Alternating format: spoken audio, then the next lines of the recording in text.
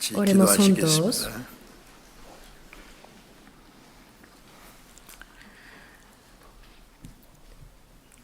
우리를 Nuestro 사랑하시는 Dios Padre, Santo y 거룩하시고 misericordioso, 자비로우신 que 우리 nos 아버지 하나님, amas. 하나님께서 En esta última 작정하신 이 época que 마지막 tú has 때에 determinado, 이 세상 많은 de 사람 entre tantas 중에서 먼저 우리를 personas de este 구원해 mundo, 주시고 gracias porque nos has llamado y nos has 죄 salvado 많은 primero a 세상에서 nosotros. 거룩하게 구별해 주시고 Nos has separado 주님이 santamente en 함께 medio de 계셔서 este mundo 역사하시는 pecaminoso. 주님 교회 안에서 Y también nos has puesto en esta 거룩한 iglesia, 물들과 la 함께 santa congregación en la que tú 말씀에 habitas y 순종하며 obras, para que 하나님의 juntos 뜻과 영광을 tengamos 위해서 살아갈 수 comunión 있도록 y obedezcamos a 우리를 tu 하나님의 palabra. 은혜와 말씀과 Gracias 성령으로 porque nos 도우시고 ayudas y 인도해 guías a 주시는 través de 은혜 tu 감사합니다. palabra, gracia y el poder del Espíritu 이 시간 Santo, 주님의 보배로운 para que 피로 vivamos para 구속함을 tu 받은 voluntad y 저희들 gloria. 주님 앞에 함께 En 모여서 esta hora 주님의 그 크신 nosotros, 은혜와 los 사랑을 redimidos por tu 찬송하며 preciosa 주님의 sangre, 말씀을 estamos 배울 수 reunidos 있도록 delante 인도해 de 주신 것 ti para 감사합니다. alabar la gracia y el amor de Dios, 전 para 세계 aprender 곳곳에 tu palabra. 많은 교회들 Señor, también acuérdate de todas nuestras iglesias en el país, en el extranjero y a todos los hermanos que están guardando la fe y predicando el Evangelio 하나님의 aún en 은혜와 medio de las 말씀과 성령의 dificultades. 능력으로 함께 하셔서 Y acompáñalos, Señor, con tu mayor gracia, palabra y poder, para que prediquen valientemente tu palabra, para que así llenen muchas almas a la salvación y cumplir también tu gran obra, Dios. 우리에게 주님의 Danos la sabiduría para 거룩하신 poder 뜻을 분별할 수 discernir tu 있는 santa 지혜를 주시고 voluntad 하나님의 y 뜻과 영광 안에서 aumentanos la 살 수 fuerza 있는 y el coraje para 힘과 poder 용기를 vivir por tu 또 허락해 voluntad y 주시기를 gloria, 기도합니다. Señor. 이 땅에 우리의 남은 Haz que el resto 생애가 de nuestra vida en esta tierra 결코 no sea 헛되지 en 아니하고 vano. 하나님의 Ayúdanos 뜻과 y 영광을 guíanos 위해서 para que cumplamos 주님이 la misión 맡기신 que nos 거룩한 dio el 역사를 Señor 위해서 para tu 올바로 voluntad 살아갈 y 수 있도록 gloria. 도우시고 인도해 Señor, que 주옵소서. nos enseñas la 때를 palabra 따라 우리에게 necesaria en cada momento oportuno 필요한 y 말씀을 el camino 주시고 por el que 우리의 debemos 행할 andar. 길을 가르쳐 주시는 Ahora 주님, también danos la 이 palabra 시간에도 que 우리에게 필요한 necesitamos 말씀을 recibir 주시고 우리가 y 마땅히 하나님 ayúdanos 앞에서 y 어떠한 enséñanos qué 사람이 tipo de 되어야 할 것을 personas 가르쳐 debemos 주시고 ser ante 하나님의 Dios. 거룩하신 뜻과 영광을 Gobierna y guía 위해서 살아갈 nuestras 수 vidas 있도록 para que 우리 podamos 모두를 vivir 다스려 para tu 주시고 voluntad y 인도해 gloria. 주옵소서. Hemos 우리 주 orado en el 예수 nombre 그리스도의 de 이름으로 nuestro Señor 기도드렸습니다. Jesucristo. Amén.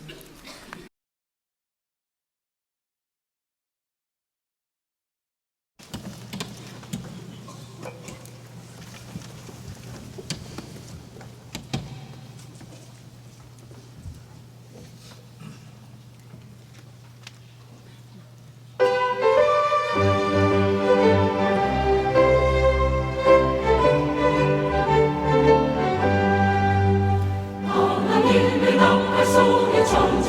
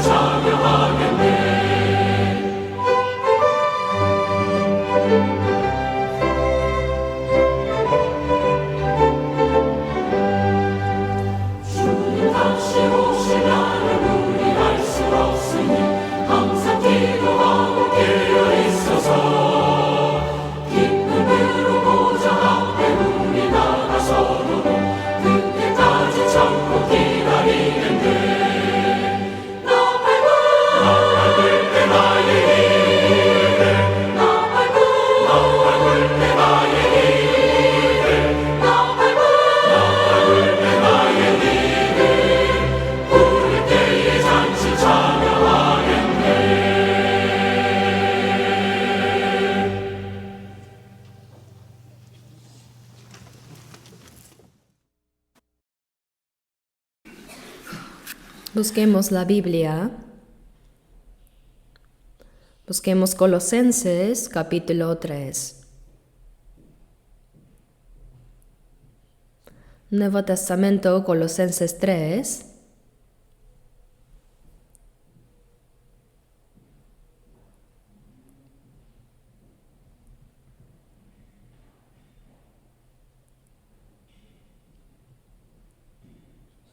Colosenses 3, versículo 15. Colosenses 3, 15. Leamos juntos. Y la paz de Dios gobierne en vuestros corazones, a la que asimismo fuisteis llamados en un solo cuerpo, y sed agradecidos. Hasta aquí.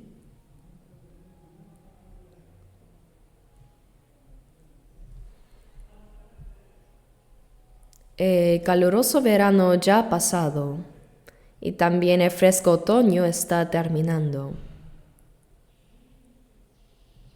El otoño parece pasar muy rápido, ¿verdad?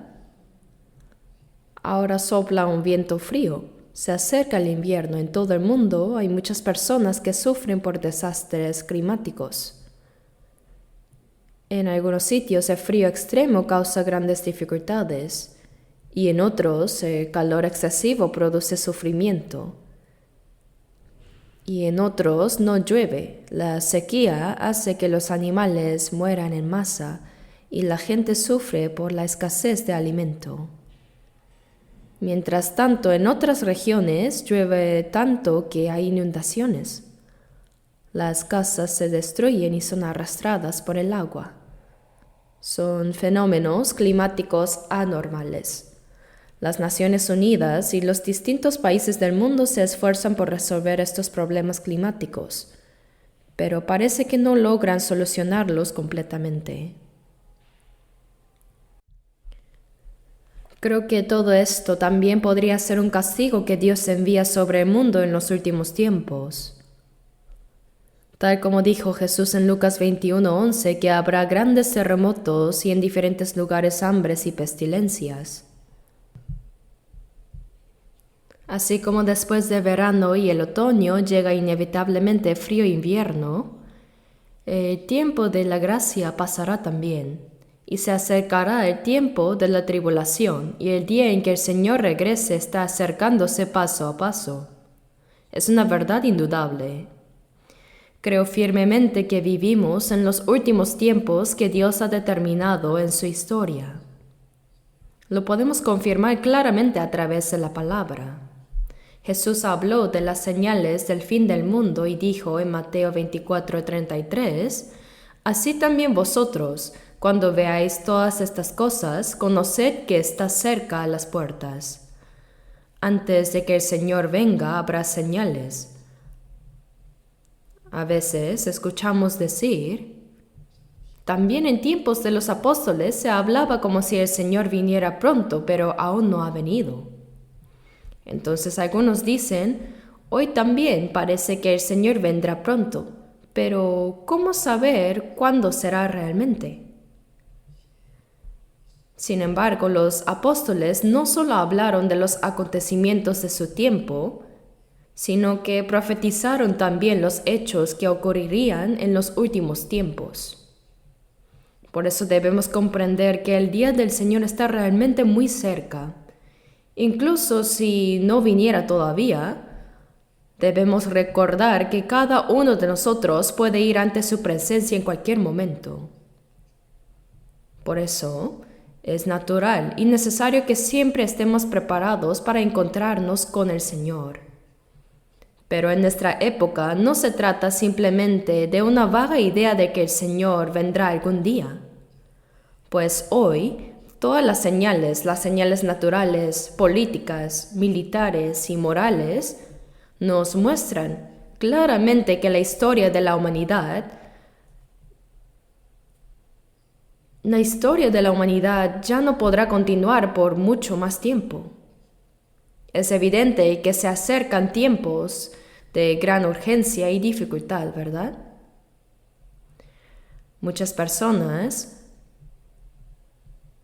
Piensan que con el desarrollo de la ciencia, el progreso de la civilización y del arte y la comodidad que todo esto trae, especialmente en esta era de la inteligencia artificial, vendrán días emocionantes y mejores. Sin embargo, esos días buenos que la gente espera no llegarán. Más bien, vendrán tiempos temibles y aterradores. Pero aún en medio de todo esto, cuando pensamos en el regreso del Señor y cuando entraremos en su gloria, podemos recibir con gozo las señales del fin y esperar con esperanza el día en que Él venga. Estamos viviendo en los últimos tiempos y personalmente yo también espero que el Señor venga durante mi vida. Aunque es una bendición encontrarse con el Señor después de la muerte, es aún más glorioso el ser transformado sin ver la muerte, cuando este cuerpo mortal sea cambiado a un cuerpo glorioso como el del Señor. Por eso debemos vivir la vida cristiana correctamente, con un corazón dispuesto a recibir al Señor en cualquier momento, de manera que no nos avergoncemos al estar delante de Él. En los domingos anteriores, hemos estado aprendiendo bajo el tema la vida que permanece en el Señor. Es acerca de cómo es la vida de un creyente que ha nacido de nuevo. Y hoy meditaremos en Colosenses 3:15 que dice, y la paz de Dios gobierne en vuestros corazones.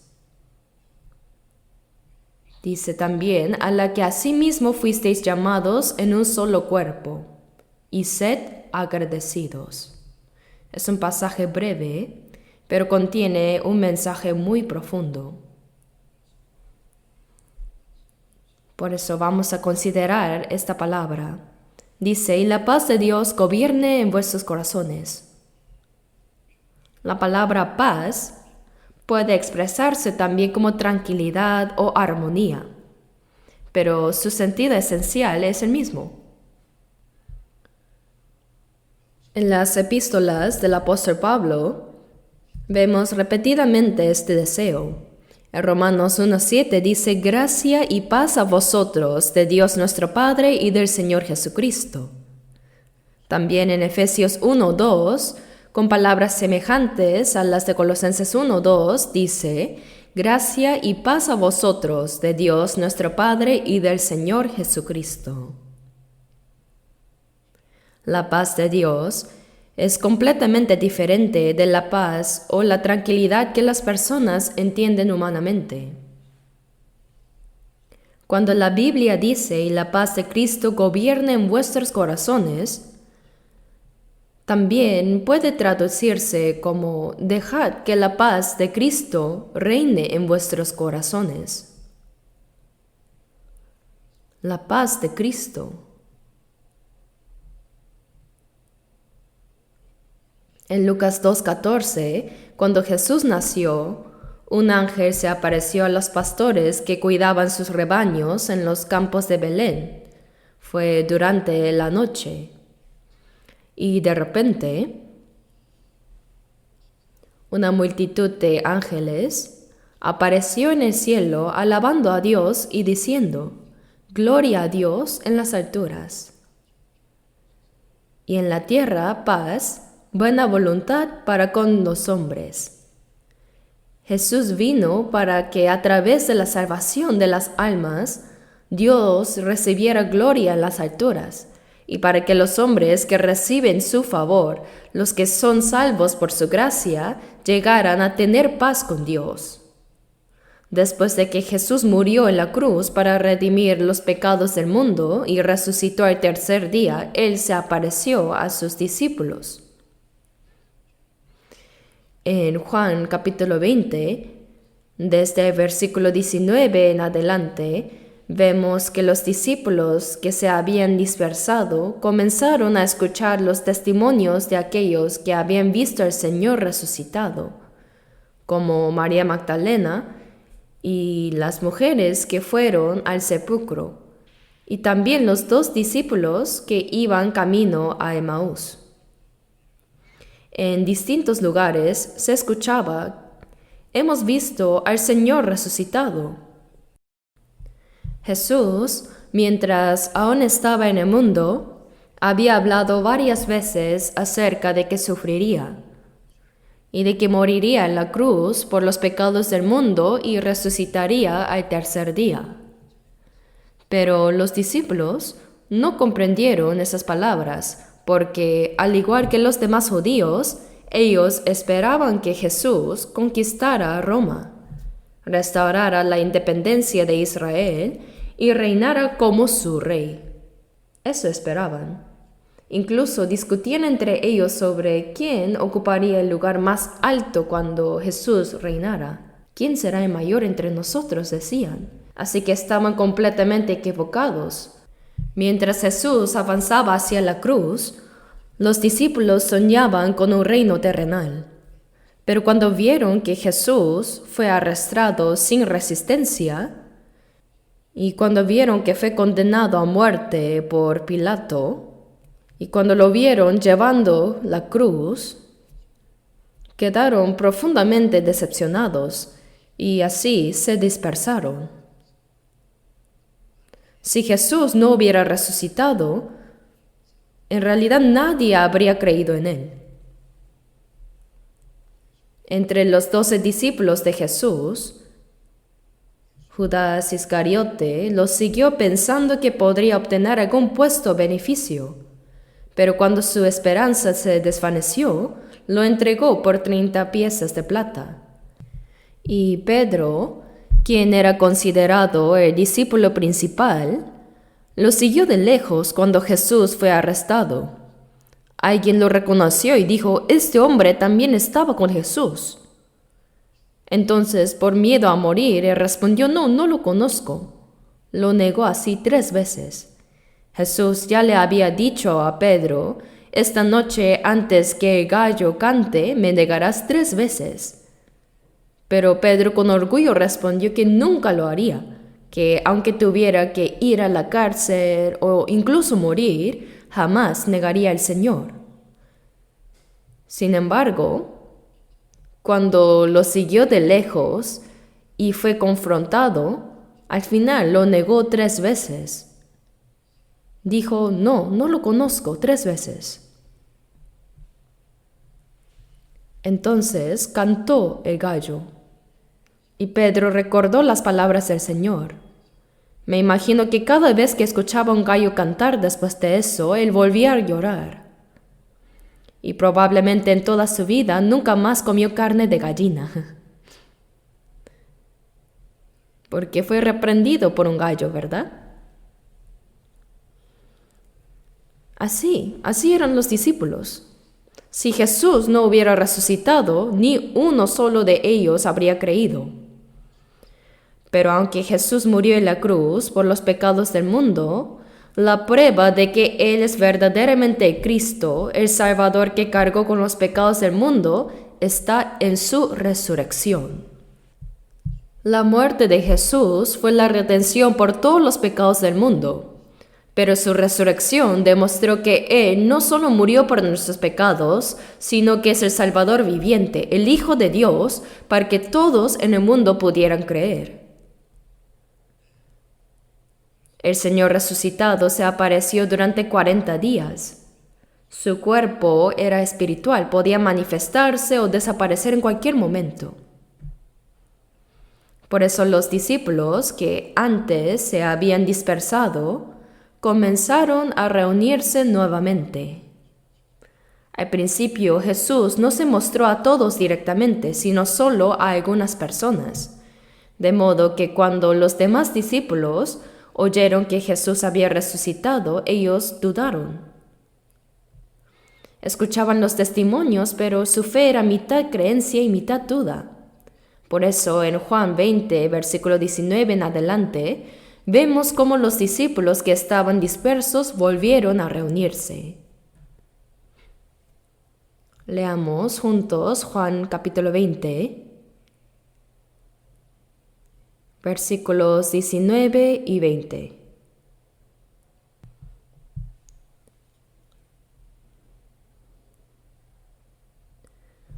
Juan 20, versículos 19 y 20. Cuando llegó la noche de aquel mismo día, el primero de la semana, estando las puertas cerradas en el lugar donde los discípulos estaban reunidos por miedo de los judíos, vino Jesús, y puesto en medio les dijo, paz a vosotros. Y cuando les hubo dicho esto, les mostró las manos y el costado, y los discípulos se regocijaron viendo al Señor. Jesús resucitó el primer día después del sábado. Esa misma tarde, los discípulos se reunieron por miedo a los judíos.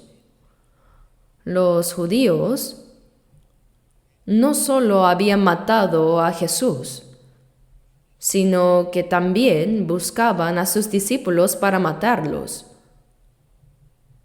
porque temían que ellos robaran el cuerpo de Jesús y difundieran la noticia falsa de que había resucitado. Por eso enviaron soldados para vigilar la tumba. Vigilaron la tumba durante 3 días.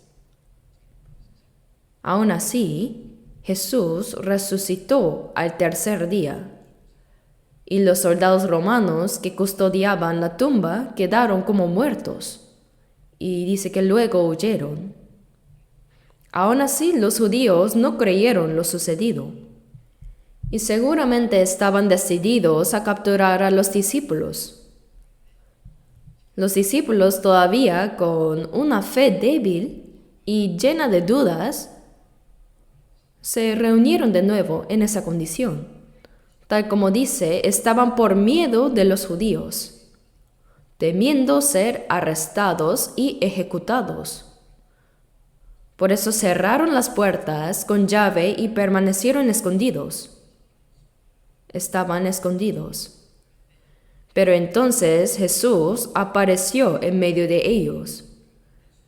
Y dice que dijo, paz a vosotros. De repente el Señor resucitado se manifestó en medio del cuarto donde las puertas estaban cerradas, y les mostró las marcas de los clavos en sus manos y la herida en su costado, y dijo nuevamente, paz a vosotros. Con esas palabras les estaba diciendo, por causa de vuestros pecados fui traspasado, y por causa de vuestros pecados mi costado fue herido. Por eso ahora podéis tener paz. Esa paz no es algo que se da gratuitamente, sino que fue obtenida porque Jesús murió en nuestro lugar y llevó sobre sí nuestro castigo. Como dice Isaías 53:5, por su llaga fuimos nosotros curados. Así nuestras almas fueron sanadas por medio de sus heridas. Y de esa manera, la paz de Dios nos fue concedida. Por eso Jesús repitió 2 veces, paz a vosotros. El Señor resucitado tenía un cuerpo glorificado, podía hacerse visible o invisible, aparecer de repente o desaparecer. El Señor tenía un cuerpo espiritual, uno que no está limitado por el tiempo ni por el espacio. Puede manifestarse en cualquier momento y en cualquier lugar, incluso en una habitación cerrada. Así fue como Él se encontró con los discípulos. Por eso, al inicio, los discípulos pensaron que estaban viendo un fantasma. En Lucas 24:37 dice, espantados y atemorizados pensaban que veían espíritu. Pero Jesús les mostró las heridas de sus manos y de su costado, y les dijo, un espíritu no tiene carne ni huesos como veis que yo tengo. Su sangre ya había sido derramada completamente, pero su cuerpo y sus huesos permanecían. Luego, en Lucas 24:41, Jesús les dijo, ¿tenéis aquí algo de comer? Y le ofrecieron un pedazo de pescado asado, y él lo comió. Si Jesús hubiera sido un espíritu cuando comiera, los discípulos habrían visto cómo el alimento pasaba por un cuerpo transparente, ¿verdad? Pero lo comió de manera normal. Lo hizo no solo por compartir con ellos, sino también para demostrar que su cuerpo resucitado era real, un cuerpo físico glorificado, no solo espiritual. Y en Juan 21 vemos nuevamente al Jesús resucitado apareciendo ante sus discípulos en la orilla del mar de Galilea. Allí les dijo que echaran la red al lado derecho del barco, y pescaron 153 peces grandes, un número contado con exactitud. Y cuando subieron a la orilla, vieron que Jesús ya les había preparado una fogata, con pan y pescado listos para ellos. En Juan 21:12, Jesús les dijo: venid, comed. Esa escena en la que el Jesús resucitado se aparece a sus discípulos y les permite pescar según su palabra tiene un profundo significado. Con ese milagro Jesús cumplió lo que ya les había dicho en Mateo 4:19, de que os haré pescadores de hombres. Pedro, Juan y Jacobo eran pescadores, y Jesús les mostró a través de este milagro que en adelante pescarían muchas almas. Y al mismo tiempo el Señor mismo había preparado ese desayuno. Había fuego de carbón, pan y pescado. Si imaginamos esa escena en la que Jesús comparte con sus discípulos ese último desayuno, podemos sentir cuán hermoso y especial debió haber sido ese momento de comunión. Fue la última vez que Jesús compartió con ellos de esa manera. Sin embargo, antes de esa aparición en la orilla del mar de Galilea, Jesús ya les había manifestado en Juan 20:19. Eso fue cuando los discípulos estaban con las puertas cerradas y Jesús apareció en medio de ellos. Hermanos, ¿qué pensamos cuando leemos esto? ¿Qué pensamos? Nosotros hoy no podemos ver físicamente al Señor. En ese momento Tomás no estaba con los demás discípulos cuando Jesús apareció. Así que cuando ellos le dijeron: hemos visto al Señor resucitado, Tomás respondió: ¿lo tocaron? Y dijeron: no lo tocamos, solo lo vimos. Entonces Tomás dijo: ¡ay, lo debieron haber tocado! Hasta que yo lo toque, no voy a creer. Y después de 7 días volvió a aparecer. Y parece que vino especialmente por Tomás, ¿verdad? Le dijo en Juan 20:27: pon aquí tu dedo y mira mis manos, y acerca tu mano y métela en mi costado, y no seas incrédulo sino creyente. Entonces Tomás, avergonzado, quizá tocó suavemente: permiso, Señor, y así. Y exclamó: Señor mío y Dios mío. Jesús le respondió: porque me has visto, Tomás, creíste. Bienaventurados los que no vieron y creyeron. Nosotros no creemos porque hayamos visto, sino porque creemos en su palabra. A través de la Biblia, Dios nos ha mostrado numerosas pruebas suficientes para que podamos creer firmemente. En Hechos 17:31 dice: dando fe a todos con haberle levantado de los muertos. Dios dio a todos los hombres una prueba segura y digna de fe al resucitar a Jesús de entre los muertos. Después de su resurrección, Él se apareció a muchas personas durante 40 días. Y en 1 Corintios 15:6 dice que apareció a más de 500 hermanos a la vez. Esto muestra claramente que la resurrección no fue una ilusión ni una invención, sino un hecho confirmado por muchos testigos. Sin embargo, los judíos aún hoy no creen que Jesús haya resucitado. Piensan que los cristianos creen en una mentira, en un hombre que no resucitó realmente. Ellos creen solo en Jehová del Antiguo Testamento y consideran que el Nuevo Testamento es un libro herético. No aceptan que Jesús, quien murió en la cruz, sea Cristo, y todavía esperan al Mesías que vendrá como Rey. Pero antes de que Jesús venga nuevamente como el Rey de Reyes, aparecerá el Anticristo. Y cuando eso suceda, los judíos que esperan a Cristo como su Rey sin reconocer al verdadero Jesús, recibirán primero al Anticristo. Nosotros no lo hemos visto, pero creemos por medio de su palabra. El Señor dijo: bienaventurados los que no vieron ni creyeron. Aunque no lo vemos con nuestros ojos, ¿dónde está ahora el Jesús resucitado? Aunque este mismo auditorio de la iglesia tenga sus puertas cerradas, el Señor no necesita abrirlas para entrar. ¿Dónde está ahora? El Señor está en medio de nosotros. Jesús vino, dice, y puesto en medio les dijo: paz a vosotros. ¿Dónde estaba de pie? En medio de ellos. Debemos creer que el Señor está en medio nuestro. Él es el que nos salvó, el que nos dio vida eterna y esperanza. Y mientras vivamos en este mundo, Él prometió estar siempre con nosotros. En Mateo 28:20 dijo: He aquí yo estoy con vosotros todos los días hasta el fin del mundo. Ese mismo Señor está con nosotros ahora también, aquí, en medio nuestro. Jesús, como el Señor de la vida, habita entre nosotros y nos dice: paz a vosotros. Y esa paz que Él nos da solo es para los cristianos salvos.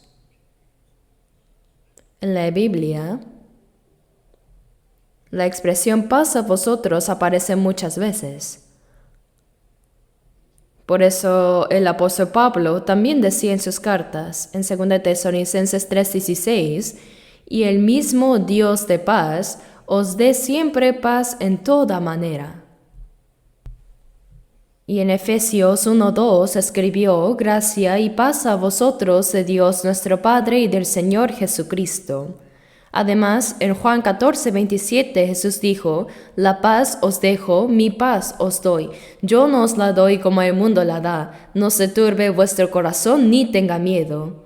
El Señor nos da su paz, no una paz como la del mundo, sino su propia paz, para que no tengamos miedo ni preocupación en el corazón.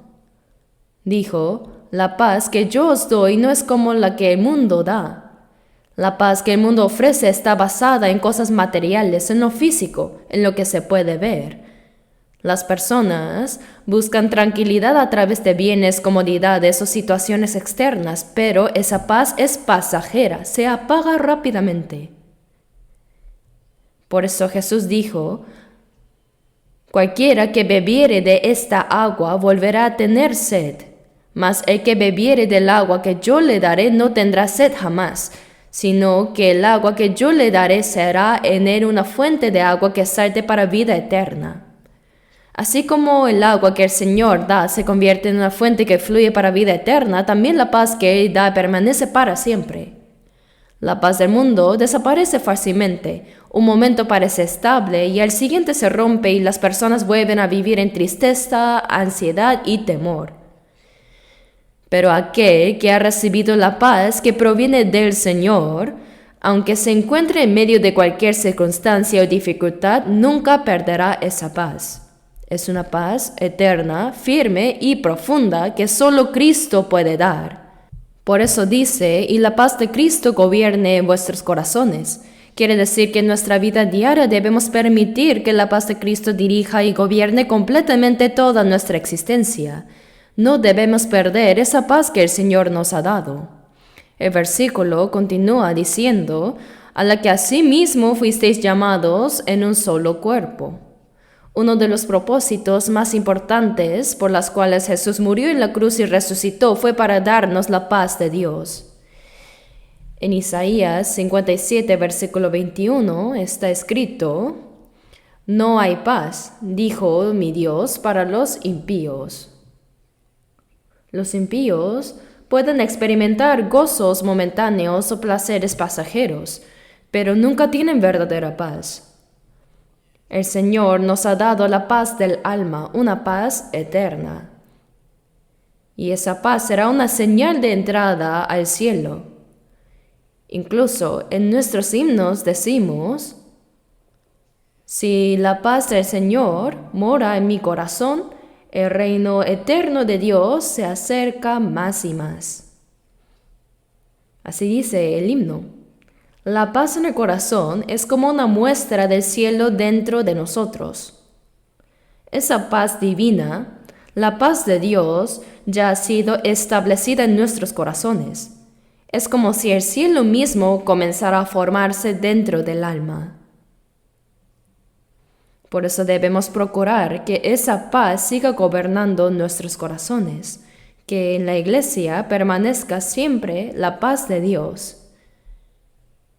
y que además esa paz sea la que nos dirija y nos una en todo momento. Siempre debe estar la paz entre nosotros. En Juan, capítulo 1, versículo 14 dice: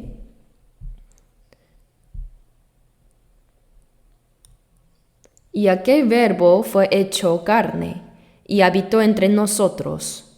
Esto se refiere a Jesús. Y en Juan 1:1 dice: en el principio era el Verbo, y el Verbo era con Dios, y el Verbo era Dios. La Biblia llama a Dios el Verbo, porque no podemos verlo con nuestros ojos, pero Él se revela a nosotros por medio de su palabra. Dice: y el Verbo era Dios. En las Escrituras se nos ha revelado quién es Dios y cómo es su naturaleza a través de esa palabra viva. El Dios invisible se manifestó en carne y ese es Jesús.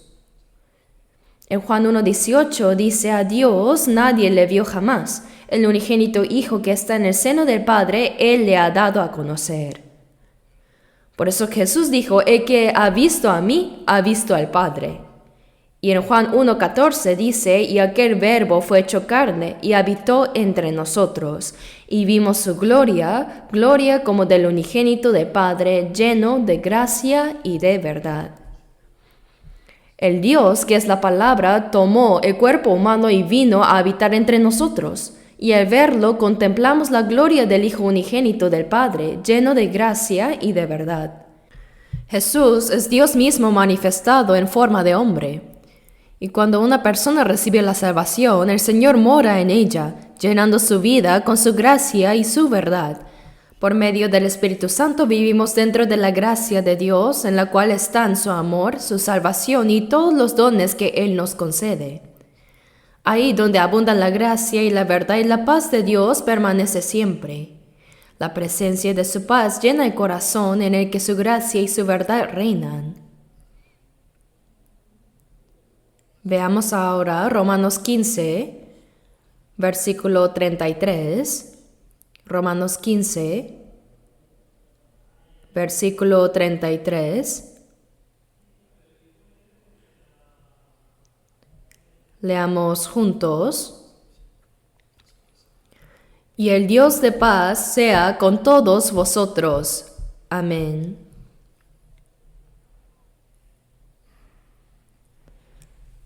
Después de todas las enseñanzas extensas del libro de Romanos, Pablo concluye refiriéndose a Dios como el Dios de paz. Dice: el Dios de paz sea con todos vosotros.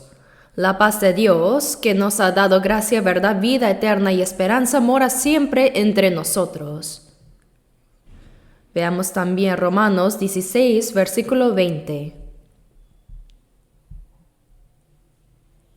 Romanos 16:20 dice: y el Dios de paz aplastará en breve a Satanás bajo vuestros pies.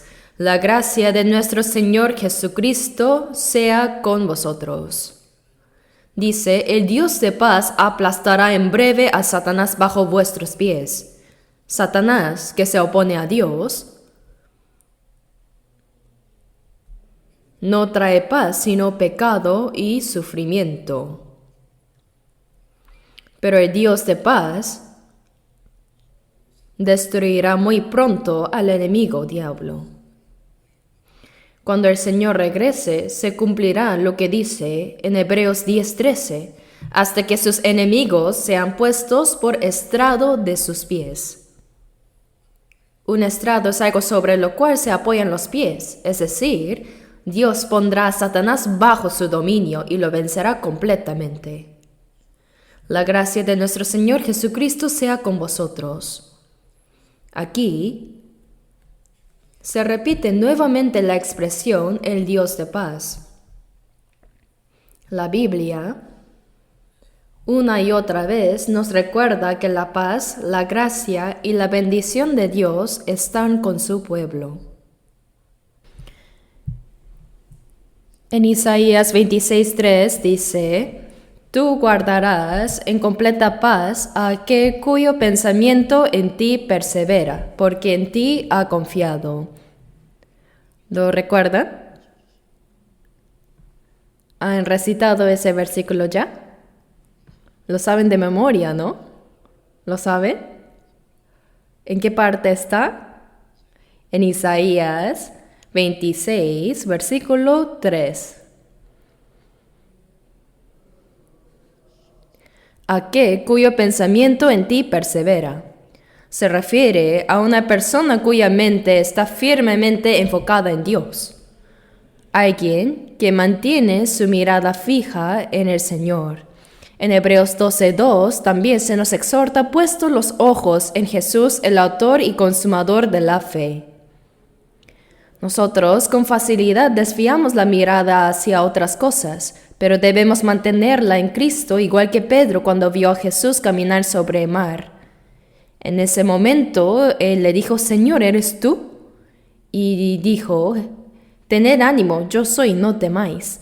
Entonces Pedro respondió: Señor, si eres tú, manda que yo vaya a ti sobre las aguas. Y él dijo: Sí, ven. Así que aunque las olas se levantaban, Pedro fue valiente. Cuando el Señor le dijo: ven, salió de la barca y comenzó a caminar sobre el agua. Al principio realmente caminó bien, pero luego, dudando si aquello era un sueño o realidad, apartó la vista del Señor y miró las olas, y empezó a hundirse. Pero si hubiera continuado mirando al Señor, no se habría hundido, porque el Señor le había dicho que viniera. ¿Pero por qué apartó su mirada de Jesús? Mantener la mente firme significa precisamente fijar la mirada en el Señor, concentrarse en Él pase lo que pase. Tú guardarás en completa paz a aquel cuyo pensamiento en ti persevera, porque en ti ha confiado. Es una palabra realmente importante y tenemos que guardar la paz de Dios en nuestro corazón y vivir disfrutándola continuamente. Debemos permitir que la paz de Dios gobierne nuestro corazón y nuestra vida diaria. Cuando nuestro corazón se aparta del Señor, esa paz se rompe. No se pierde la salvación, pero sí, la paz que el Señor da a los salvos se pierde. Por eso, debemos procurar que esa paz gobierne nuestro corazón y nuestra vida. Es una paz que el mundo no puede entender, pero que el Señor concede a sus hijos. Y dice también: y sed agradecidos. Veamos Efesios 5. Efesios 5, versículo 20.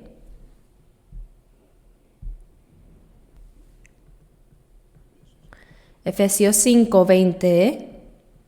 Leamos juntos. Dando siempre gracias por todo al Dios y Padre en el nombre de nuestro Señor Jesucristo. Dice por todo, es decir, en todas las circunstancias de la vida. Dice, dando siempre gracias al Dios y Padre en el nombre de nuestro Señor Jesucristo. En 1 Tesalonicenses 5, versículos 16 a 18 también dice: estad siempre gozosos, orad sin cesar. Dad gracias en todo, porque esta es la voluntad de Dios para con vosotros en Cristo Jesús. Aquí también aparece la expresión en todo. Significa que debemos dar gracias tanto cuando las cosas van bien como cuando van mal, en los momentos de tranquilidad o en los de aflicción, sin importar la situación. ¿Podemos realmente hacerlo? Sí, porque el Señor está con nosotros. A veces el Señor nos concede cosas buenas y en otras ocasiones permite el sufrimiento. Pero incluso cuando permita las pruebas y dificultades, lo hace con un propósito de darnos algo mejor. Por eso, aunque pasemos por dolor o dificultad, podemos dar gracias en todo y mantener siempre el gozo. Veamos Daniel capítulo 6, versículo 10.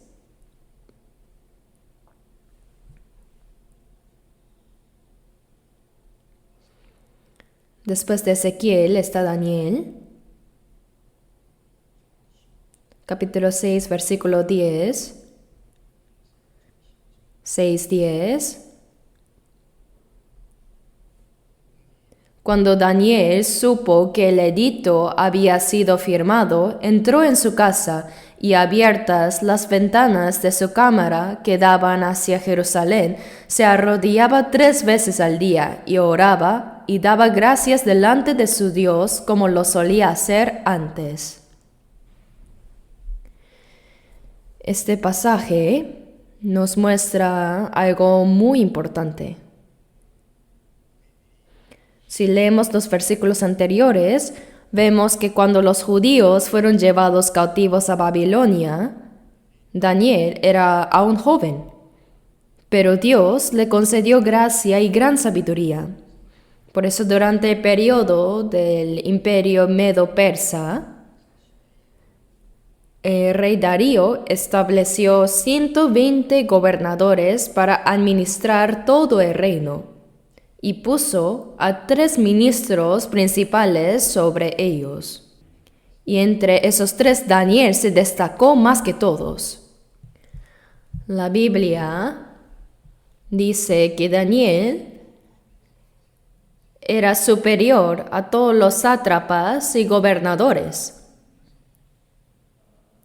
Por eso en Daniel 6, versículos 3 y 4 dice: pero Daniel mismo era superior a estos sátrapas y gobernadores, porque había en él un espíritu superior.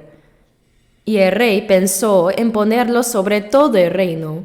Entonces los gobernadores y sátrapas buscaban ocasión para acusar a Daniel en lo relacionado al reino, mas no podían hallar ocasión alguna o falta, porque él era fiel y ningún vicio ni falta fue hallado en él.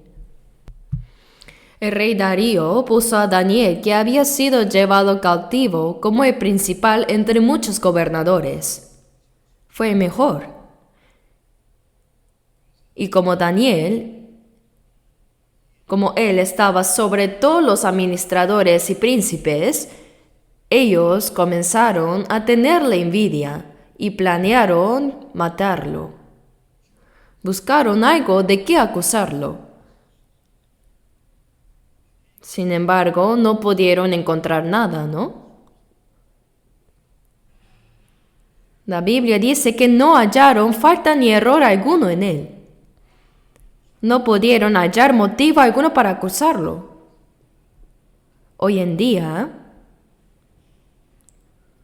a esto lo llamaríamos un adversario político, ¿verdad? Cuando alguien asciende y otro desciende, muchas veces el que queda abajo intenta derribar al que está arriba para ocupar su lugar. Pero Daniel hacía todas las cosas con tanta perfección que no pudieron hallar ninguna falta en él. Entonces, dice que ellos idearon un plan.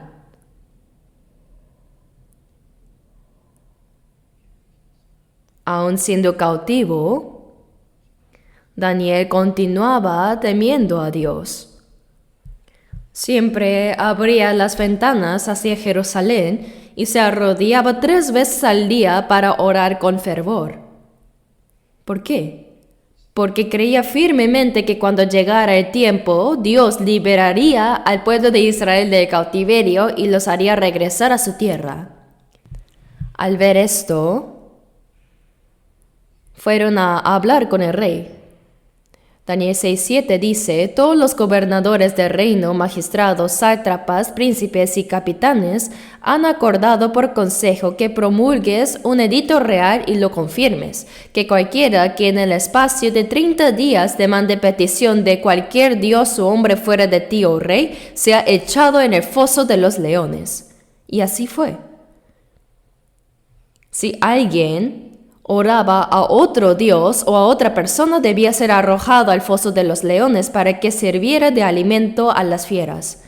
Y el rey Darío, sin darse cuenta del propósito de esa trampa, firmó el decreto y encima lo selló con su anillo real. Pero cuando Daniel lo supo, no tuvo miedo.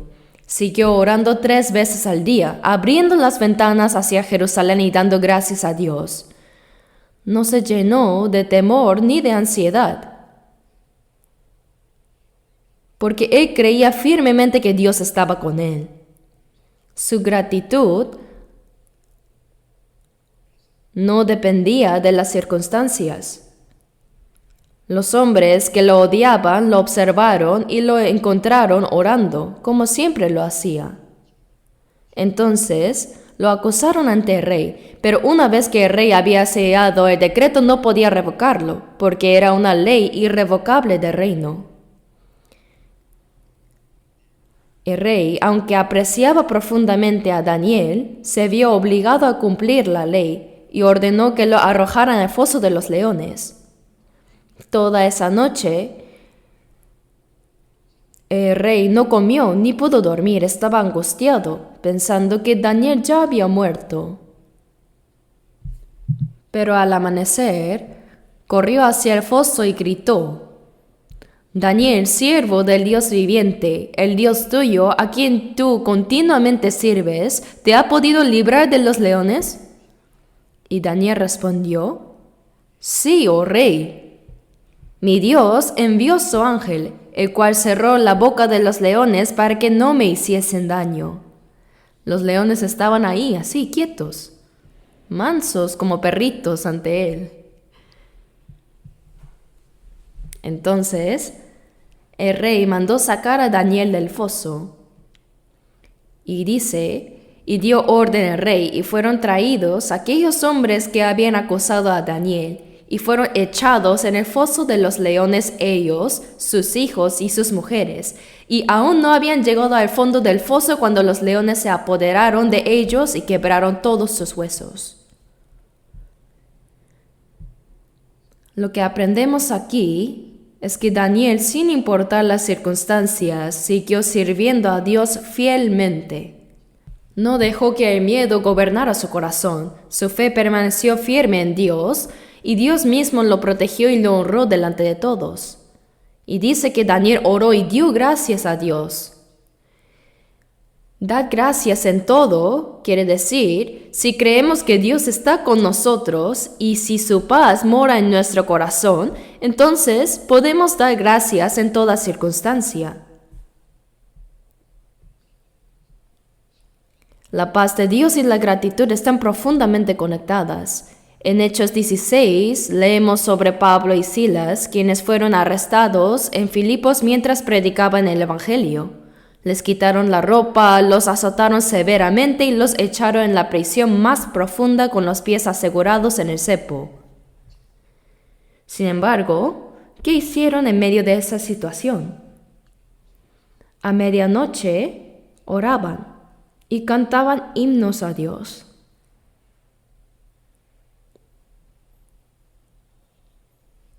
Antes de que Pablo conociera a Cristo, se llamaba Saulo y perseguía a los creyentes.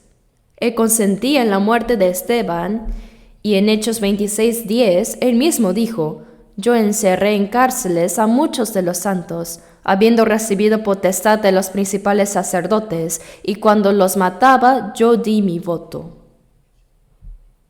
Él iba camino a Damasco con autoridad para arrestar a los cristianos cuando el Señor Jesús se le apareció. Y aquel Saulo fue transformado en Pablo, un nombre que significa pequeño, y el Señor lo escogió como apóstol de los gentiles. Él predicó el Evangelio por todas partes y escribió 14 libros del Nuevo Testamento. Su último deseo fue ir a Roma porque en ese tiempo se decía que todos los caminos conducen a Roma. Él creía que si el Evangelio llegaba a Roma, se extendería rápidamente por todo el mundo. Finalmente, Pablo llegó a Roma y predicó allí durante 2 años y murió mártir, decapitado por su fe.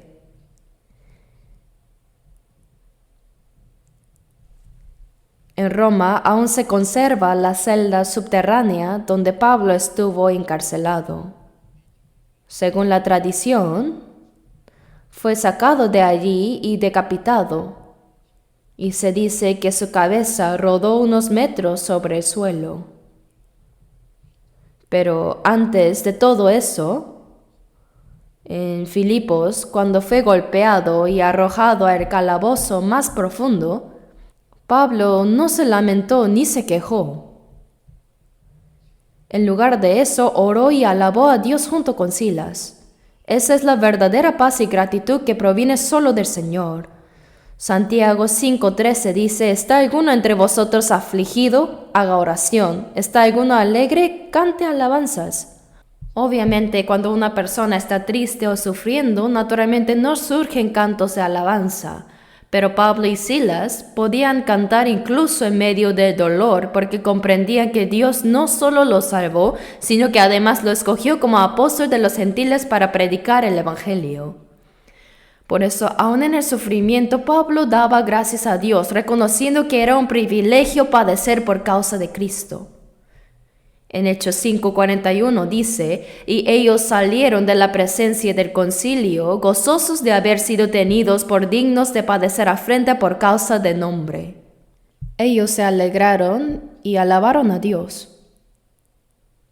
Asimismo, nosotros también podemos orar, regocijarnos y cantar himnos en cualquier situación si la paz de Dios está en nuestros corazones.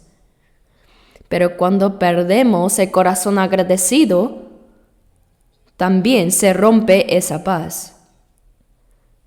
Si permitimos que entre en la ansiedad, el temor o la queja, la paz de Dios se apaga en nosotros. Busquemos Colosenses 2:19. Colosenses 2:19.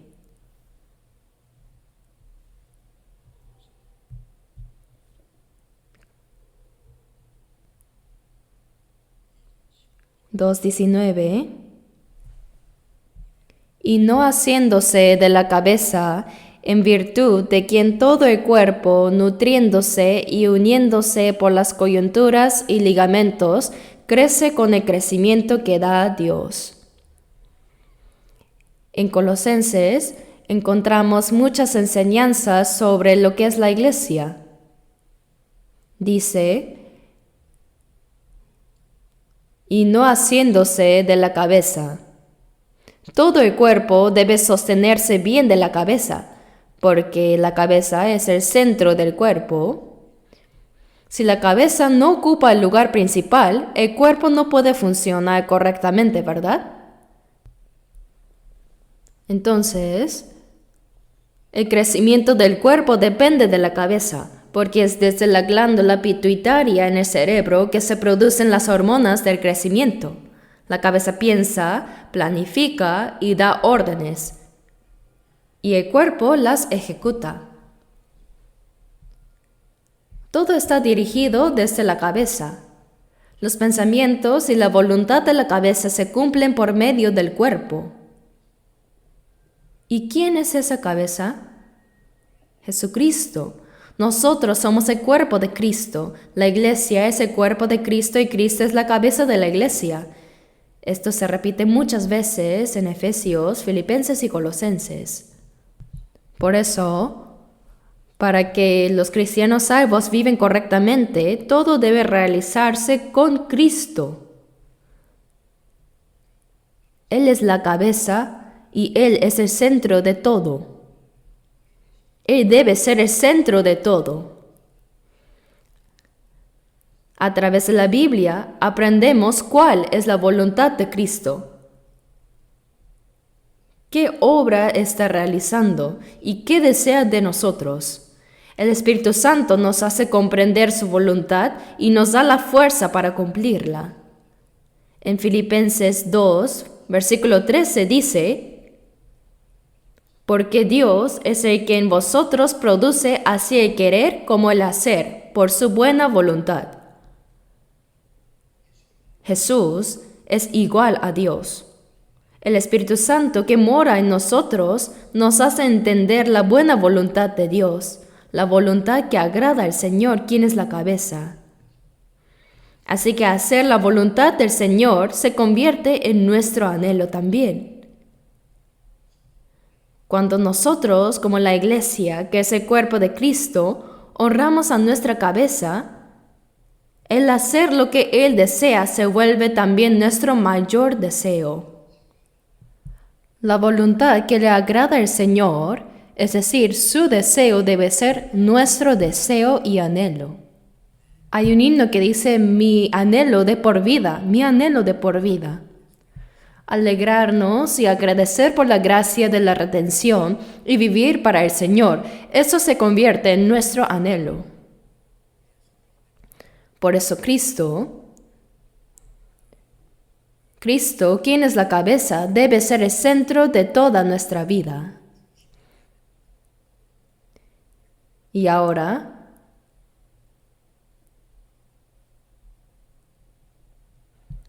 Colosenses 2:19, leamos juntos.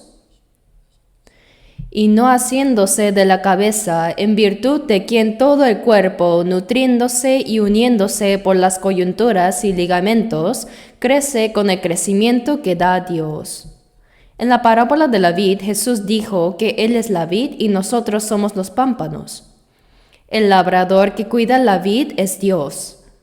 Los creyentes, los salvos, que hemos recibido la salvación, somos las ramas. Jesús dijo en Juan 15:5, yo soy la vid, vosotros los pámpanos. La vid y las ramas están unidas. Las ramas reciben la savia que sube desde las raíces a través del tronco. Y gracias a esa savia pueden crecer y dar fruto. Asimismo, Cristo es la cabeza y nosotros somos su cuerpo. Es la misma comparación. Todo lo que el cuerpo necesita proviene de la cabeza. Desde el cerebro, los impulsos nerviosos se transmiten al sistema nervioso central y luego al sistema nervioso periférico, haciendo que todo el cuerpo se mueva en perfecta coordinación. Además, la glándula pituitaria en el cerebro produce las hormonas necesarias para el crecimiento del cuerpo. Así también la vida fluye desde Cristo, quien es la cabeza, hacia todo su cuerpo, que es la Iglesia.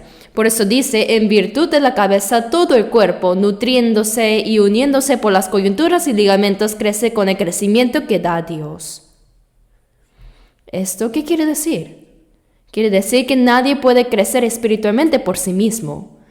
Una rama separada de la vid no puede vivir ni dar fruto. Como dice el Señor, separados de mí nada podéis hacer. De igual manera, si los miembros del cuerpo se separan de la cabeza, no pueden recibir lo que necesitan ni crecer. Así también, un creyente no puede madurar en la fe viviendo aislado, leyendo la Biblia solo o haciendo buenas obras por cuenta propia. La vida cristiana crece dentro de la comunión del cuerpo de Cristo, dentro de la Iglesia, donde el Señor mismo obra. Dentro de la comunidad de fe recibimos la nutrición espiritual. Por eso dice por las coyunturas y ligamentos, es decir, a través de la relación con otros hermanos y mediante la enseñanza, la comunión y el servicio mutuo. Así Dios hace crecer nuestra fe, como aprendimos en Efesios 4:15, crezcamos en todo en aquel que es la cabeza, esto es Cristo. Debemos crecer hasta llegar a parecernos a Cristo. Nuestra fe debe madurar continuamente, pero ese crecimiento no puede darse fuera del cuerpo. Así como un niño no puede crecer ni sobrevivir separado de sus padres y su familia, tampoco un creyente puede desarrollarse espiritualmente fuera de la comunión del cuerpo de Cristo. El niño crece recibiendo el amor y el cuidado de sus padres y también el afecto y la atención de toda su familia. No solo crece físicamente, sino también en carácter, en entendimiento y en todas las áreas de su vida. Pero si ese niño se aparta de su hogar y se va y termina en un orfanato o en la calle, finalmente se convierte en un huérfano o en un vagabundo. Asimismo, un creyente que ha sido salvo, pero no crece dentro de la iglesia recibiendo enseñanza y formación a través de la palabra, puede terminar alejándose. Hay personas que después de ser salvos, dejan la iglesia diciendo que pueden servir o predicar por su cuenta. Pero eso, hermanos, nunca funciona. 100% fracasa. Es algo inevitable. Los que no han nacido de nuevo pueden reunirse y formar grupos religiosos porque no tienen una relación verdadera con Dios. Pero un creyente genuino que deja la iglesia para intentar hacer su propia obra nunca prosperará. Si alguien que ha sido salvo y predica en la iglesia decide apartarse porque quiere hacerlo solo y hasta piensa en formar su propia iglesia, eso no puede funcionar. Siempre termina en fracaso. Y lo mismo ocurre en la vida cristiana personal. Algunos dicen, ay, ya estoy harto. En la iglesia siempre me dicen qué hacer, que participe en reuniones, que tenga que asistir en comuniones. Prefiero hacerlo solo, pero ¿qué puede hacer uno solo? ¿Puede aprender la palabra por sí mismo? ¿Puede recibir la gracia espiritual que fluye por las coyunturas y los ligamentos como dice la palabra? No puede jamás. No puede crecer. Separado del cuerpo no hay crecimiento. Algunos piensan que porque han pasado algunos años desde que fueron salvos, ya han madurado mucho. Dice, hace 5 años que soy salvo, hace 10 años. Pero no importa si han pasado 10 o 20 años. Si alguien se aparta de la comunión, no crece.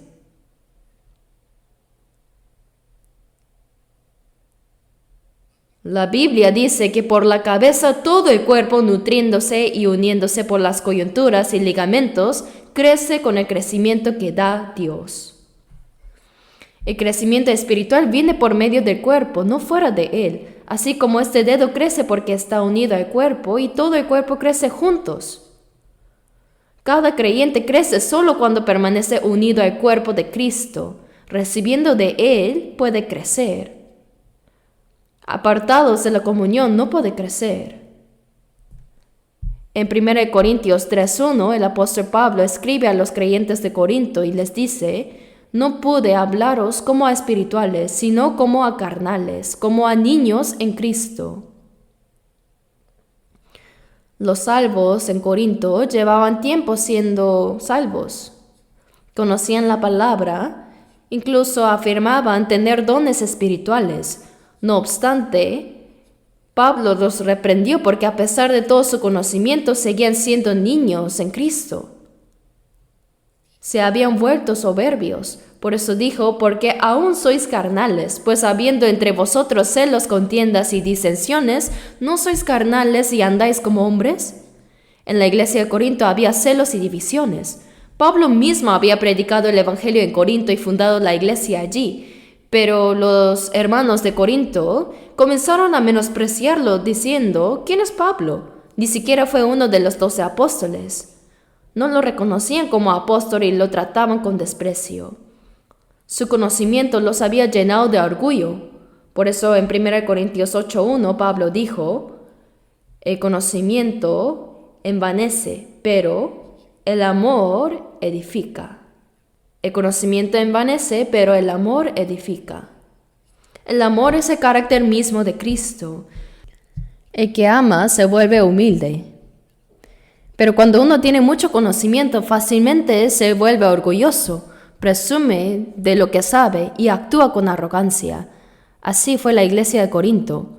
Los creyentes de Corinto hablaban bien, tenían conocimiento de la palabra, pero el apóstol Pablo les dijo que todavía eran como niños en Cristo, que todavía eran carnales, pues entre ellos había celos y contiendas.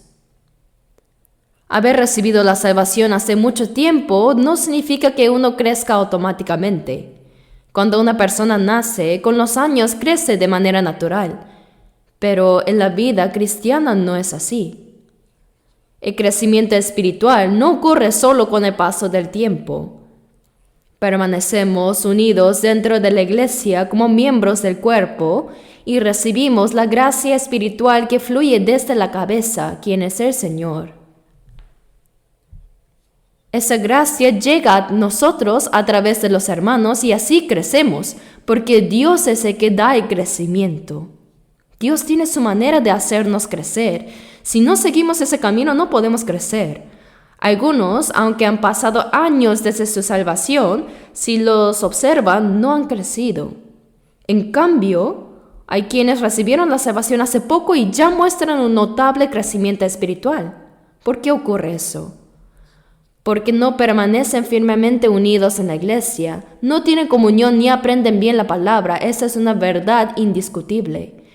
No debemos olvidar que uniéndose y ligándose por las coyunturas y ligamentos, recibimos el crecimiento de Dios.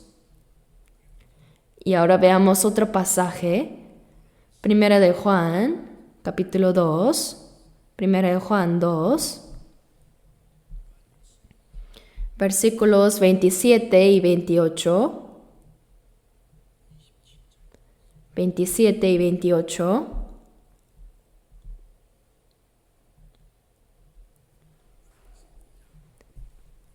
Primera de Juan 2, 27 y 28.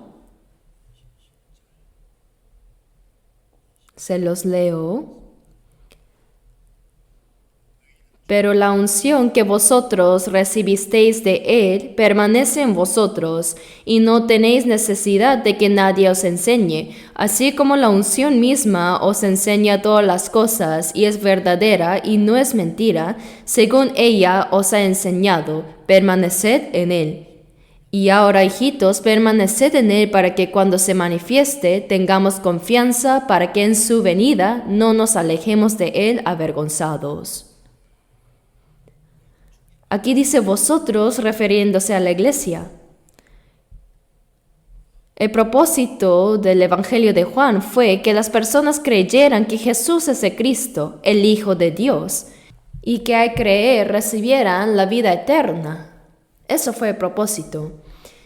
En cambio, la primera epístola de Juan fue escrita para los que ya han nacido de nuevo, para los que han recibido la salvación, a fin de enseñarles qué significa vivir en comunión dentro de Cristo. Por eso en 1 de Juan 1:3 dice: lo que hemos visto y oído, eso os anunciamos, para que también vosotros tengáis comunión con nosotros, y nuestra comunión verdaderamente es con el Padre y con su Hijo Jesucristo. Esa comunión, o fellowship, no es una relación meramente humana, sino una comunión espiritual con el Padre y con su Hijo Jesucristo. Vivir en comunión significa vivir en el Señor. Por eso el pasaje dice: la unción que vosotros recibisteis de Él permanece en vosotros. Esa unción se refiere al Espíritu Santo. La unción misma os enseña todas las cosas y es verdadera, y no es mentira, según ella os ha enseñado, permaneced en Él. Dentro de la iglesia está el ministerio de la enseñanza de la palabra.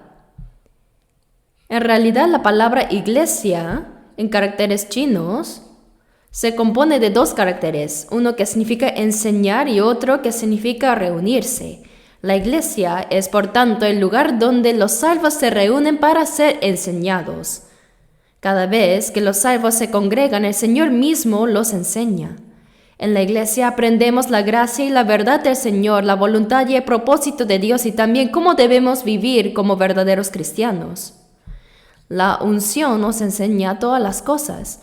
Esa unción es el Espíritu Santo quien mora en nosotros y nos guía a toda verdad, recordándonos la enseñanza del Señor y ayudándonos a permanecer firmes en Él. Dentro de la iglesia está el Espíritu Santo y Él es quien enseña todas las cosas. Y no hay mentira en Él, ¿verdad? Los pastores de la iglesia enseñan la palabra y aunque en ocasiones pueden expresar alguna opinión personal o cometer un pequeño error al hablar, cuando se trata del mensaje esencial de la palabra, ¿Acaso hay algo que esté equivocado? Tal vez podría haber algún detalle menor, pero en lo esencial no, porque el Espíritu Santo es quien guía la enseñanza en la iglesia. Es verdadera y no es mentira. La enseñanza del Espíritu Santo es siempre verdadera y sin error. A veces, mientras cambio de canal en la televisión, me encuentro con programas de iglesias cristianas.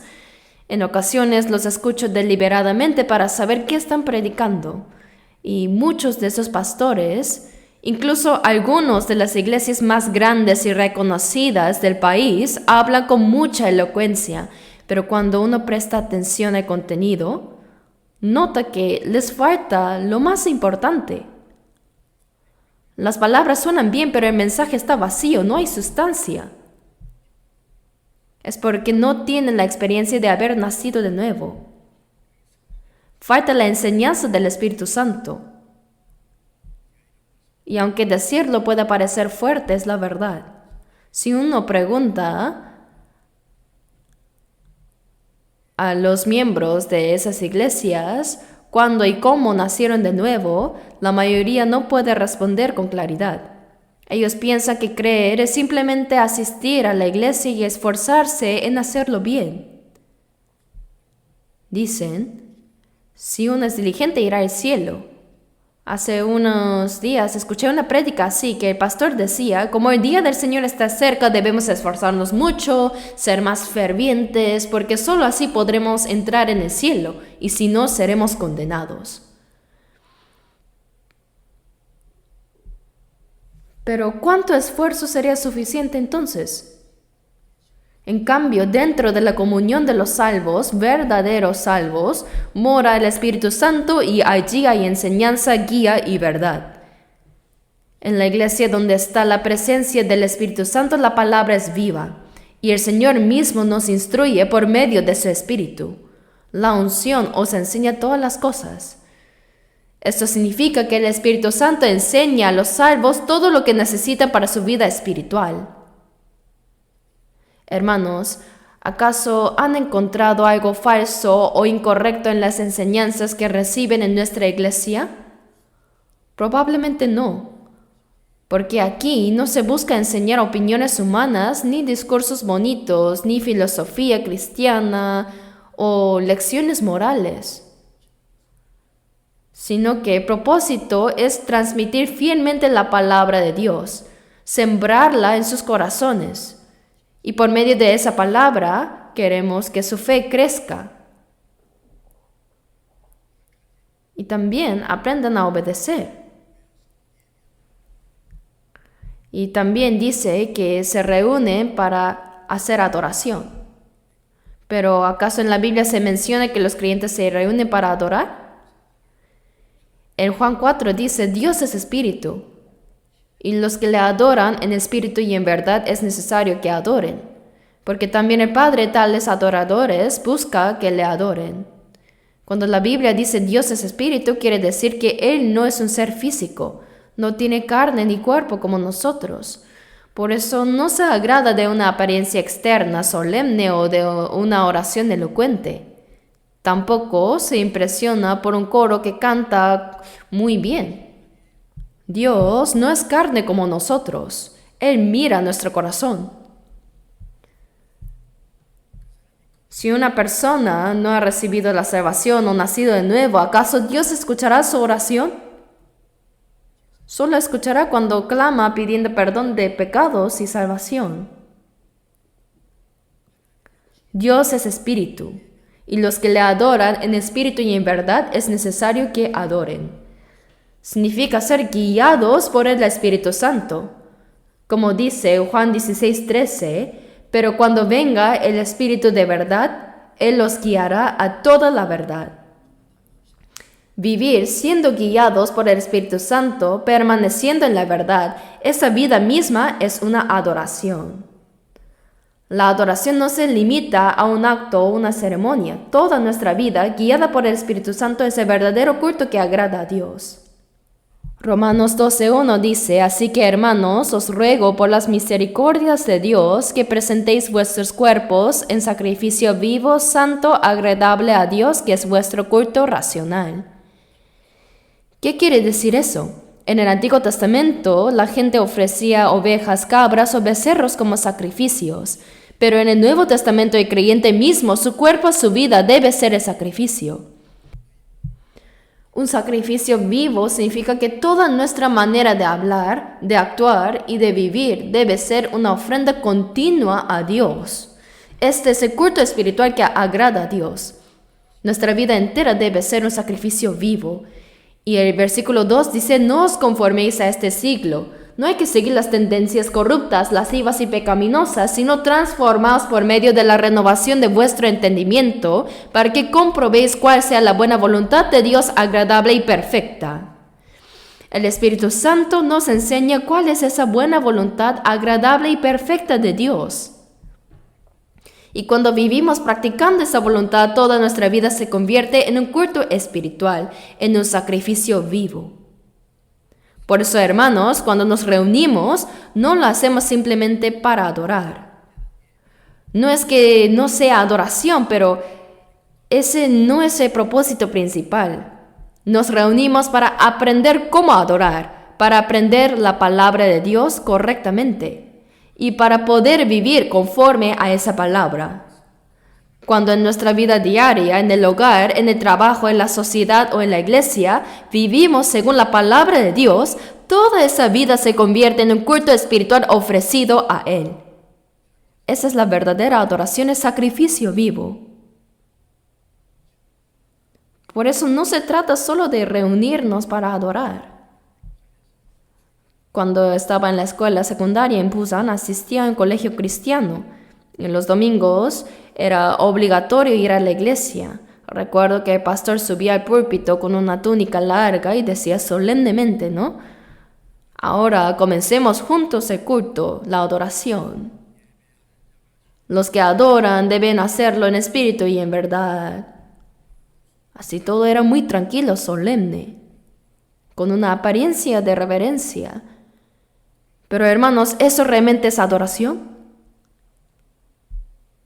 Donde en la Biblia encontramos un ejemplo así. Ese tipo de ceremonia se parece más a los rituales de quienes adoran ídolos.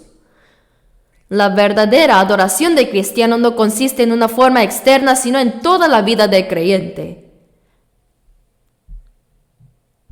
Nuestras palabras, acciones, la manera en que vivimos conforme a la voluntad de Dios, todo eso es adoración. La vida guiada por el Espíritu Santo es la adoración. Él nos hace comprender la gracia de Dios, la verdad, y nos enseña cómo debe vivir un cristiano. Pero si solo escuchamos esas enseñanzas y luego las olvidamos, ¿de qué sirve? En Santiago 1, versículos 22 al 24 dice, pero sed hacedores de la palabra y no tan solamente oidores, porque si alguno es oidor de la palabra, pero no hacedor de ella, este es semejante al hombre que se considera en un espejo su rostro natural, porque él considera a sí mismo y se va y luego olvida cómo era. Imaginen que alguien se mira al espejo, pero en lugar de arreglar lo que está mal, se va y lo olvida. Una vez vi a una joven madre que llevaba a su bebé en brazos. Ella había puesto demasiado labial y el niño jugando la tocó y dejó la marca en su mejilla. Ella no se dio cuenta y pasó así todo el día manchada. Cuando llegó a casa y se miró al espejo, seguramente se sorprendió de haber estado así todo el día. Así también nosotros, cuando miramos la palabra de Dios, debemos ver lo que está mal en nosotros y corregirlo. La palabra nos muestra cómo debemos actuar y vivir. Pero si solo la escuchamos y no la ponemos en práctica, es como vernos en un espejo y olvidar de inmediato cómo estamos.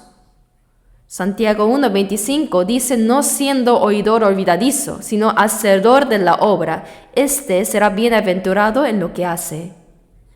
¿Por qué aprendemos la Biblia? No para convertirnos en maestros, sino para obedecerla y vivirla. Por eso,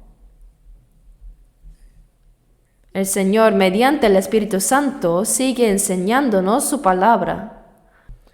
La unción misma os enseña todas las cosas y es verdadera y no es mentira. Según ella os ha enseñado, permaneced en él. Permanecer en el Señor significa vivir conforme a su palabra. Escuchar la palabra, decir amén y luego salir a vivir como uno quiere es despreciar lo que Dios ha dicho. Permanecer en Cristo es andar en obediencia a su palabra cada día. Y 1 de Juan 2:28 dice, y ahora hijitos, permaneced en él. Aquí permanecer se refiere a permanecer y obedecer la palabra. Dice, para que cuando se manifieste tengamos confianza para que en su venida no nos alejemos de él avergonzados. Permanecer en la palabra es obedecer lo que el Señor nos enseña y estar en Cristo mismo. Si vivimos en la palabra del Señor, cuando Él regrese podremos presentarnos valientemente y sin vergüenza delante de Él. ¿Por qué? Porque cuando el Señor venga, se revelará si hemos vivido en el Señor o fuera de Él. Vivir en el Señor significa vivir en su palabra. Todos los que escuchan la palabra aquí están aprendiendo con diligencia, pero algunos la guardan y la practican en su vida diaria, mientras que otros viven sin relación con ella. Entonces, ¿para qué la estudiamos?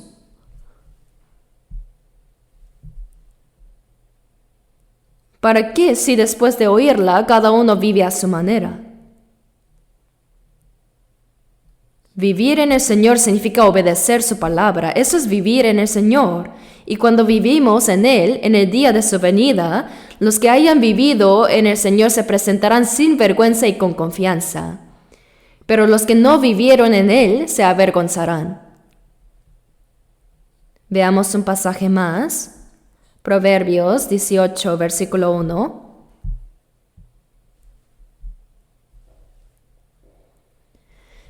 Proverbios 18, versículo 1. Leamos juntos. Su deseo busca el que se desvía y se entremete en todo negocio. Aquí cuando menciona la multitud no se refiere simplemente a un grupo grande de personas, sino al conjunto de los verdaderos salvos, los nacidos de nuevo. Aquellos en quienes mora el Espíritu Santo. Ellos reciben su enseñanza y viven conforme a su voluntad. Esa es la iglesia, la verdadera iglesia del Señor. Dice el que se aparta de la multitud, es decir, el que se separa de la comunión de los creyentes, busca su propio deseo. Hay personas que se apartan porque desean vivir según su propia carne, su propio pensamiento. Para ellos, la vida dentro de la iglesia bajo la guía del Espíritu Santo resulta incómoda y por eso se alejan poco a poco. Algunos de vez en cuando vuelven y luego otra vez se van. Es extraño, pero sí sucede. Antes era más común, aunque hoy ya no tanto. Dice, su deseo busca el que se desvía y se entremete en todo negocio. Esto significa que quien se separa de la comunión está rechazando toda la verdadera sabiduría, que es la enseñanza del Espíritu Santo. Fuera de la iglesia no se puede aprender correctamente la verdad. La enseñanza del Espíritu está dentro de la iglesia. Por eso si alguien se aparta de esa comunión, en realidad se está apartando del Señor mismo. Alejarse de la iglesia es alejarse del Señor. En Génesis 13, Abraham obedeció la voz de Dios y salió de Ur de los Caldeos para dirigirse a la tierra de Canaán. Su sobrino Lot también fue con él, y en aquel tiempo la riqueza de una persona se medía por su ganado, ovejas, cabras y bueyes. Ambos prosperaron tanto que los pastores de Abraham y los de Lot comenzaron a discutir por los pastos y el agua. Entonces Abraham dijo a Lot, no hay ahora altercado entre nosotros dos, entre mis pastores y los tuyos, porque somos hermanos. ¿No está toda la tierra delante de ti? Yo te ruego que te apartes de mí. Si fueres a la mano izquierda, yo iré a la derecha, y si tú a la derecha, yo iré a la izquierda. ¿Qué debió responder Lot en ese momento? Debió haber dicho: tío, yo te seguí porque tú sigues a Dios. Vine contigo porque creí en el Dios que tú sigues. ¿Cómo me pides que me aparte de usted? Debería reprender a mis pastores por discutir con los suyos. Separarme de ustedes como separarme de Dios. ¿Cómo podría vivir mi vida de fe lejos de usted y del Señor? Debió haber hecho así, pero no lo hizo. Lot, en lugar de eso, se alegró con la oportunidad y dijo: entonces, si me permite elegir primero, yo voy a escogeré esa tierra allá. Miró hacia la región de Sodoma y Gomorra y vio que era como el huerto de Edén, verde, fértil y con abundante agua. Parecía muy bueno antes de que Dios lo destruyera. Dijo: tío, yo escogeré esa tierra. Y se apartó de Abraham. Pero ya sabemos lo que pasó después. Sodoma y Gomorra estaban llenas de pecado. Sus habitantes eran perversos y su maldad había llegado al colmo. Dios hizo descender del cielo fuego y azufre y destruyó por completo Sodoma y Gomorra. Sin embargo, Abraham oró fervientemente por Lot y gracias a esa intercesión Dios permitió que su vida fuera salvada. Apenas escapó con vida, pero su esposa, al desobedecer la orden de no mirar atrás, se convirtió en una estatua de sal. Por eso en 1 Corintios 3:15 dice: si bien él mismo será salvo, aunque así como por fuego. Esto describe a quien como Lot fue salvo pero perdió todo. Es como una persona cuya casa se incendia, pierde todas sus posesiones y apenas logra salir con vida. Cuando yo vivía en Busan presencié un gran incendio y vi cómo tantos ricos como pobres lo perdían todo. Solo algunos lograron escapar con vida. Así era Lot, salvado apenas como por fuego. El que sigue viviendo en la carne puede ser salvo, pero será una salvación con vergüenza, una vida sin fruto, sin recompensa eterna. Cuando el mundo arda, todo lo que es terrenal será consumido. Hermanos, ¿vivimos solo para lo que será destruido por el mundo o vivimos para lo que permanecerá para siempre? Mientras estamos en esta tierra, debemos vivir para el reino de los cielos, dentro del tiempo, pero mirando hacia la eternidad, en el mundo visible, pero esperando el reino invisible y la gloria de Dios. Cuando caiga el fuego sobre este mundo, los nacidos no serán destruidos, pero podrían tener una salvación vergonzosa, como quien escapa del fuego. Por eso estamos aprendiendo continuamente la vida que permanece en el Señor. Debemos mantener una vida que permanezca en Cristo, obedeciendo su palabra y caminando en comunión con Él. Oremos juntos. Nuestro Dios Padre misericordioso, gracias por habernos salvado por tu sangre preciosa y por estar con nosotros en el resto de nuestras vidas, para que vivamos para tu santa voluntad, gloria y el Evangelio del Señor. Gracias porque podemos recibir la enseñanza y guía del Espíritu Santo en la Iglesia. Acompaña por favor a todos nuestros hermanos con la palabra y el Espíritu Santo, para que su fe pueda crecer más y vivir para la voluntad y la gloria del Señor en esta Iglesia en la que tú obras. Gobiérnanos y guíanos y haznos vivir correctamente el resto de nuestras vidas en la verdadera paz y verdad que tú nos has dado. Todo esto hemos orado en el nombre de nuestro Señor Jesucristo. Amén.